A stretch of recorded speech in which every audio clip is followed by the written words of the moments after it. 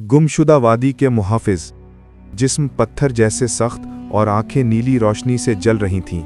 पहला मुहाफिज गरजदार आवाज में बोला, रोशनी के मंदिर के रास्ते के ख्वाहिशमंदों, तुम्हें पहले हमें शिकस्त देनी होगी। फारिस आगे बढ़ा और तलवार से हमला किया, मगर जैसे ही उसने वार किया, मुहाफिज ने अपनी पथरीली ढाल आगे कर दी। तलवार का वार बेकार गया। मुहाफिज ने एक जोरदार घूंसा मारा, जिससे फारिस जमीन पर जा गिरा। यज़दान ने जल्दी से किताब खोली और पढ़ने लगा। ये पत्थर के बने जादुई मुहाफिज हैं। इनका जिस्म तोड़ना मुमकिन नहीं। इनकी ताकत इनके सीने में चमकते हुए नीले नगीने से है। अगर नगीना तोड़ दिया जाए तो ये खत्म हो जाएंगे। अरसलान ने एकदम फैसला किया।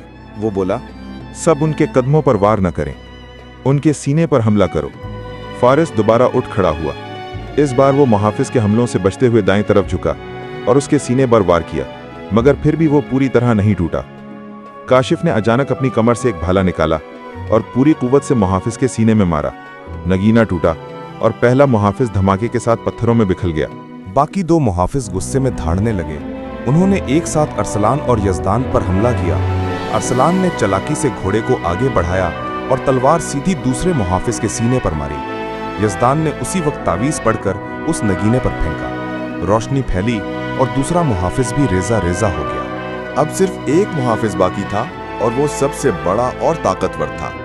उसके वार इतने भारी थे कि जमीन लरजने लगी। अरसलान और फारिस मिलकर लड़ रहे थे, मगर उसे गिराना मुश्किल था।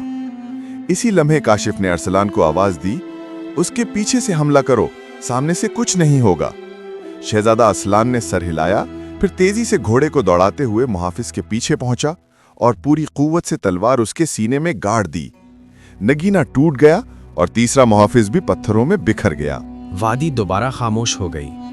तीनों के हाथ में एक एक नया सुनहरी निशान आ गया। यज़दान ने गहरी सांस लेते हुए कहा, यह तीसरा इम्तिहान था।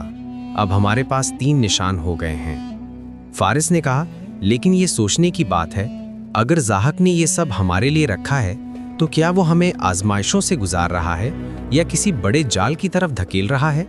काशिफ ने खामोशी अख्तियार की। उसकी आंखों में एक अजीब सा साया झलक रहा था। शहजादा अरसलान ने उसे देखा और दिल में सोचा, क्या ये वाकई हमारा साथी है या कुछ और छुपा रहा है?